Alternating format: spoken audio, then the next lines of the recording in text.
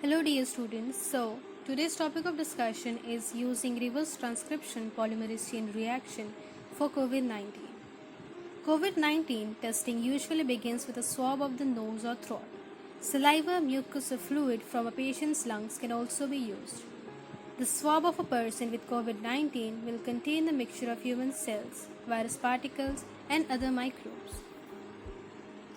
Like all living things, the human cells has DNA as the genetic material that passes on information from one generation to the next.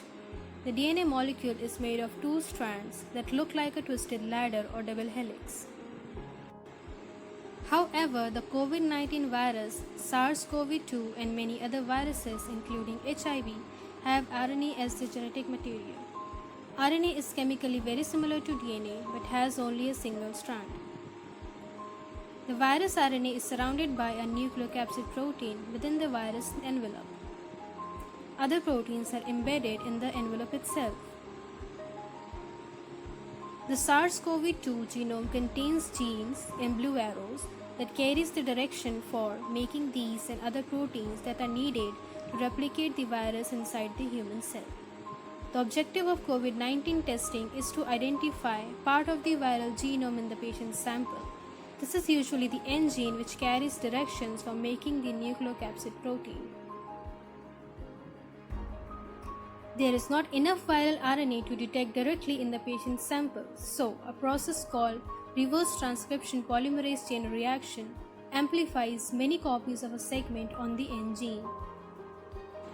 Short single-stranded pieces of DNA called primers recognize unique RNA sequences within the viral genome that bracket the target region of the N gene.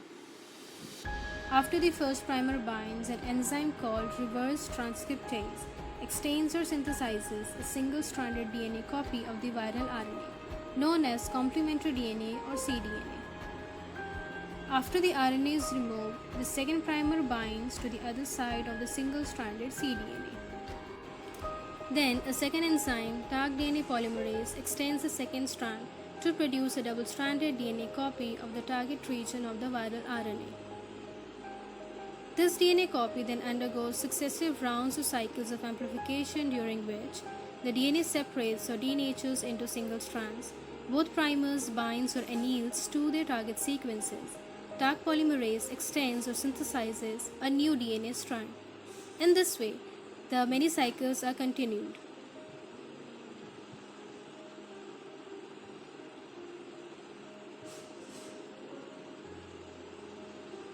The number of copies of the target region of the viral genome doubles with each cycle.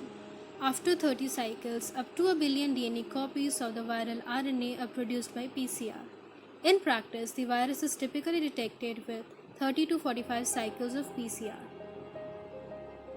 Adding a fluorescent probe allows the amount of target DNA to be detected in real time and quantified after each cycle of PCR.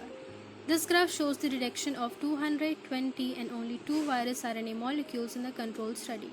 Results from swabs vary and negative results is also shown.